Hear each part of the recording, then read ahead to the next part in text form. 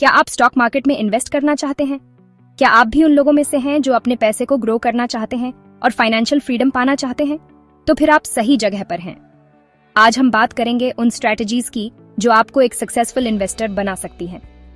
नमस्ते दोस्तों, आज मैं आपके साथ शेयर करूंगी वॉरेन बफेट के कुछ खास टिप्स जो आपकी इन्वेस्टमेंट जर्नी को एक नई डायरेक्शन दे सकते हैं।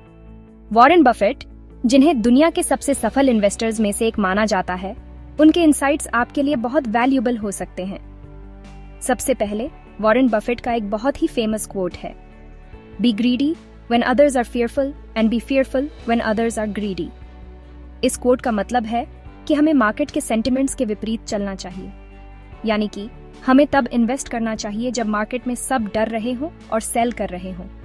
इस समय बहुत से अच्छे स्टॉक्स सस्ते में मिल सकते हैं और हमें तब सेल करने का सोचना चाहिए जब मार्केट में सब बाय कर रहे हों। जब सब लोग मार्केट में इन्वेस्ट कर रहे होते हैं तब प्राइसेस बहुत हाई हो सकते हैं।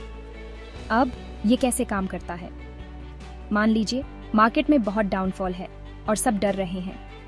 इस टाइम पे बहुत से अच्छे स्टॉक्स सस्ते में मिल सकते हैं। यही टाइम है जब आपको इन्वेस्ट करना चाहिए, क्योंकि जब मार्केट वापस अप जाएगा तो आपके इन्वेस्टमेंट का वैल्यू भी इंक्रीज होगा।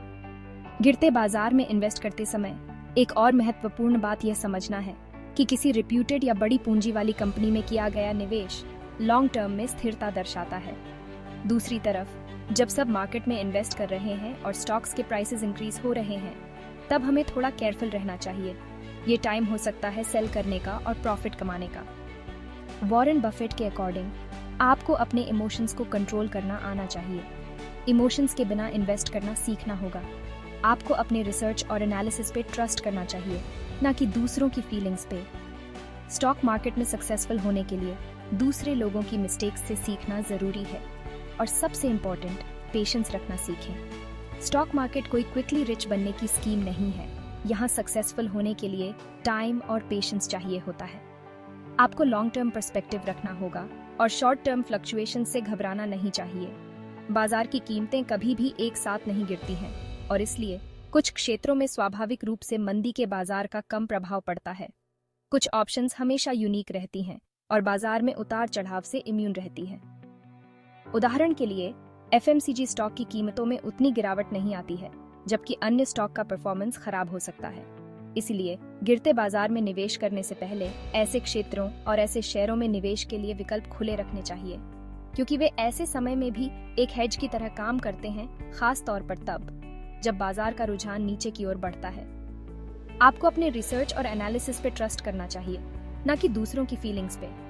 कभी कभी मंदी का दौर भी आ सकता है और कभी कभी तेजी का दौर भी आ सकता है। आपकी रिसर्च इन दोनों समय में आपको गाइड करने में हेल्पफुल होगी।